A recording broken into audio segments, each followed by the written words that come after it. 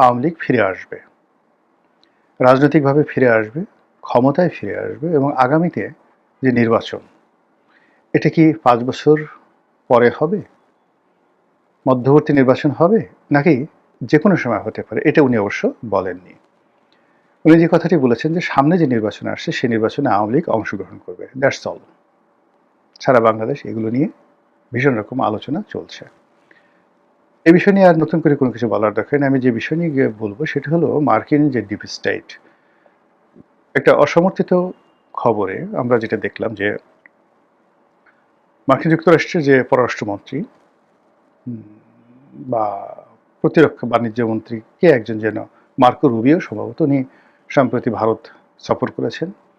অজিত দোভাল পররাষ্ট্রমন্ত্রী তাদের সঙ্গে দেখা করেছেন এবং সেখানে বাংলাদেশকে কেন্দ্র করে মার্কিন যে ডিপ স্টেটের যে পলিসি, এটি যে আমেরিকার একটি ভুল সিদ্ধান্ত, এই কথা তিনি স্বীকার করেছেন, বলেছেন এইরকম একটি গুজব কিন্তু সামাজিক মাধ্যমে ছড়িয়ে পড়েছে। হোয়াট এভার মেবি, এটি একবার 100% গুজব হতে পারে, কোনো কিছুই না বলা হতে পারে, কিন্তু বাস্তবতা হলো যে মার্কিন যুক্তরাষ্ট্র যে কোনো কারণেই হোক না কেন, তাদের যে ডিপ স্টেট পলিসি বা তারা যে মানুষরূপী কিছু দেশদ্রোহীকে লালন পালন করেছিল, তাদের অযোগ্যতা, অথর্বতা এবং অজনপ্রিয়তার কারণে মার্কিন যুক্তরাষ্ট্রের যে স্বার্থ বাংলাদেশের সঙ্গে এতটা হুমকির মুখে পড়েছে যে এই মুহূর্তে বাংলাদেশে আমেরিকার প্রতি যে ঘৃণা,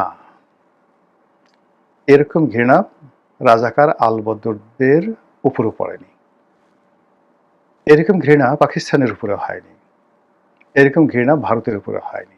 এই জাস্ট গত 2 বছরে ইউনুসের জমানা থেকে আজ পর্যন্ত আমেরিকা বলতেই এখন বাংলাদেশে যারা লোকজন তারা সবাই ইতিহাসের সবচাইতে দুধর্ষ চেঙ্গিস খান, হালাকু খান এদের বংশধর মনে করছে।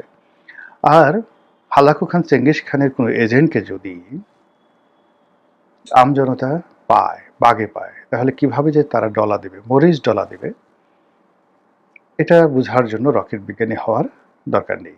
এটা আমেরিকাও বুঝে গেছে, তার লোকজন বুঝে গেছে, ফলে এখন যে যার মতো করে এখন বক্তব্য দিচ্ছে। এখন আমার কাছে মাঝে মাঝে প্রশ্ন হয় যে এই মানে আমেরিকার যে ডিপ স্টেটগুলো, এটা কিভাবে অর্গানাইজ হলো। আপনি লক্ষ্য করেন যে ডেইলি স্টার এবং প্রথম আলো, আমার কাছে যেটা মনে হচ্ছে যে এই দুটো পত্রিকা এবং এই দুটো পত্রিকার মালিক পক্ষ এবং সম্পাদক, তারা এই বাংলাদেশে অনেক কিছুরই নাটের গুরু। সে আগের ১/১১ বিএনপিকে উচ্ছেদ করা, পরবর্তীতে ১০ ট্রাক অস্ত্র মামলা, উলফা, তারপর -2 থিওরি এবং একেবারে সর্বশেষ ডক্টর মোহাম্মদ ইউনূসকে ক্ষমতায় আনা ইত্যাদি, তার ক্যাবিনেট গঠন করে দেওয়া, এই জিনিসগুলো মানে এখনো পর্যন্ত তারা যেভাবে চলছে, সরকার, তারেক রহমান সাহেবের সরকার যেভাবে চলছে, সেখানে এই সিন্ডিকেটের মধ্যেই আছে। আচ্ছা, খোলামেলা করে আপনি বলেন তো, আসিফ নজরুল সাহেব ধরেন ঢাকা বিশ্ববিদ্যালয়ের পরিচিত মুখ, তার কথা বাদ দিলাম, তার এখানে যে উপদেষ্টা হওয়া, আইনের অধ্যাপক, তিনি আইনমন্ত্রী হলেন। সংযোগ কি, প্রথম আলোতে তিনি নিয়মিত কলাম লিখতেন এবং এই গ্রুপটির সঙ্গে তার দীর্ঘদিনের সম্পর্ক এবং তার বইপত্র প্রথম আলো থেকে প্রকাশিত হয়। দ্বিতীয়ত হলো ফাইজুল কবির সাহেব, কোত্থেকে আসলেন, ফাইজুল করিম খান, সেখানে তিনি লিখতেন। মূলত তিনি জামাত মাইন্ডেড লোক, কিন্তু জামাত মাইন্ডেড হওয়ার সত্ত্বেও প্রথম আলো এই সিন্ডিকেটের মধ্যে। সিপিডির দেবপ্রিয় ভট্টাচার্য, বদিউল আলম মজুমদার, ইফতেখার সাহেব, যারা ট্রান্সপারেন্সি ইন্টারন্যাশনাল, এরা সবাই এই প্রথম আলো গ্রুপের সাথে জড়িত। প্রথম আলো গ্রুপের আরেকটি সিস্টার কনসার্ন ডেইলি স্টার। তো এই ডেইলি স্টার থেকে যারা সাংবাদিক থেকে শুরু করে অন্যান্য যারা আছেন, তাদের একটা বিরাট অংশ ইউনূস সরকারের মধ্যে একীভূত হয়ে গেল। আর বাংলাদেশে ডেইলি স্টারের যে মানে মাহফুজ আনাম সাহেবের স্ত্রী, তিনি যে এনজিওটা পরিচালনা করেন, সেই এনজিওটা হলো এরকম একটা এনজিও যে সারা পৃথিবী থেকে যত এনজিওগুলো বাংলাদেশের সরকারি বেসরকারি খাতে, এনজিও খাতে এই টাকা দেয়, ওটার প্রাথমিক অ্যাপ্রুভালটা হয়ে আসে সেই শাহিন আনাম, ওনার এনজিওর মাধ্যমে। তারপর প্রথম আলোর আরেকজন মানে প্রভাবশালী সাংবাদিক আনিসুল হক, যিনি শেখ হাসিনার সঙ্গে যার খুব ভালো সম্পর্ক ছিল, আবার তার স্ত্রী মার্কিন দূতাবাসের খুব প্রভাবশালী কর্মকর্তা। তো এই সময়টাতে আপনি গিয়ে দেখেন যে যারা যারা ডক্টর মোহাম্মদ ইউনূসের ক্যাবিনেটে ছিলেন, এবং ইনক্লুডিং ডক্টর ইউনূস, গত 10, 15, 20 বছর ধরে এদেরকে প্রথম আলো, ডেইলি স্টার এরা প্রমোট করছে, এবং এরা বাংলাদেশের নায়ক মহানায়ক, এদের বাইরে কোনো পাণ্ডিত্য নেই, এবং তারাই রাষ্ট্র ক্ষমতায় বসলো। আবার গিয়ে দেখুন রাজনৈতিক অঙ্গনে এখানে যারা যারা আসছে, এই বিএনপি সরকারের মধ্যে যারা যারা আছে, আপনি যদি জুনায়েদ শেখের কথা চিন্তা করেন, নুরুর কথা চিন্তা করেন, তারপর ডাক্তার জাহেদের কথা চিন্তা করেন, অথবা ববি হাজ্জাজ, এরা সবাই কিন্তু প্রথম আলোর স্নেহভাজন প্রিয় ব্যক্তিত্ব, ইনক্লুডিং রুমিন ফারহানা। কিন্তু রুমিন ফারহানাকে এখানে রাখা হয়নি, অন্য জায়গাতে। ফলে এই সরকারের উপরে এখনো পর্যন্ত সেই খলিলুর রহমান থেকে শুরু করে অন্য সবাই যারা আছেন, প্রথম আলোর একটা প্রচণ্ড ছায়া আছে।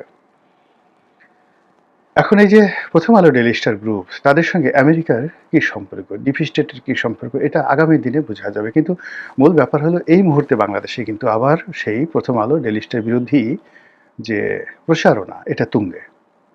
ডক্টর মোহাম্মদ ইউনূস বিরোধী জনরোষ বাড়ছে। প্রথম আলো, মতিউর রহমান এবং মাহফুজ আনাম এবং তাদের যারা সঙ্গপাঙ্গ, তাদের বিরুদ্ধে জনরোষ বাড়ছে।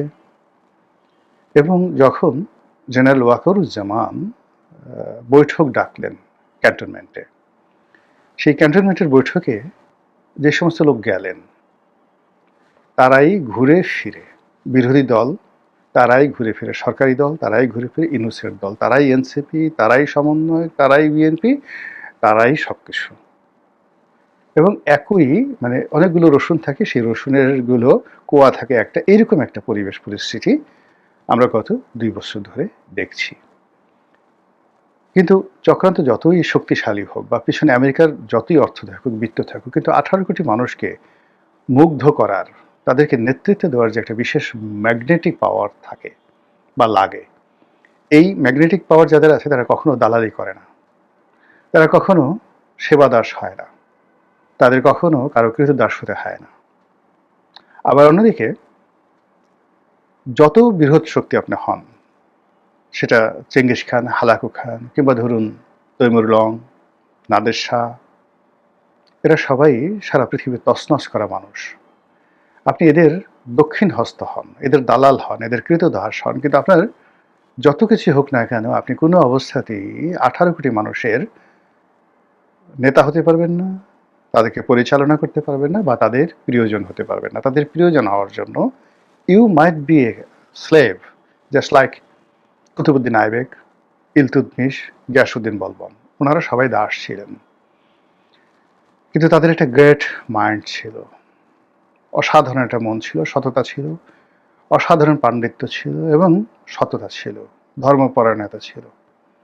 ফলে তারা দিল্লির সিংহাসনে বসে যে ইতিহাস তৈরি করে গেছেন, সেই ইতিহাস পৃথিবী আর কেউ তৈরি করতে পারেনি। তো কাজেই কৃতদাস হয়ে অনেক সময় সম্রাট হওয়া যায়, আর অনেক সময় সম্রাট হয়েও কৃতদাস হয়ে যায়। তো সেই অবস্থায় বাংলাদেশে যারা মীর জাফর, বাংলাদেশে যারা রাজবল্লভ, রায়দুর্লভ, কিংবা ধরুন ঘসেটি বেগম, যারাই এই আমেরিকার টাকা খেয়েছেন, আমেরিকার পক্ষে দেশ বিক্রি করার চেষ্টা করেছেন, সারা বাংলাদেশ তাদের বিরুদ্ধে ফুঁসে উঠেছে। প্রকৃতি কাঁপছে, মাটি কাঁপছে, বাতাস শস্য করে আওয়াজ করছে, বনের পাখিরা তাদের নাম বলে দিচ্ছে, এরা আমেরিকার দালাল। আর তার প্রেক্ষিতে বহু মানুষের মধ্যে যে ভয় এবং আতঙ্ক তৈরি হয়েছে, বহু মানুষের মধ্যে সত্য কথা বলার প্রবণতা তৈরি হয়েছে, এবং বহু মানুষ নিজেদেরকে ওই চক্র থেকে বের করার জন্য রীতিমতো পাগল পারা হয়ে পড়েছেন। এবং তারই প্রেক্ষিতে হয়তো জনাব তৌহিদ এই কথা বলে থাকতে পারেন। আসসালামু আলাইকুম রহমতুল্লাহি ওয়া বারাকাতুহু।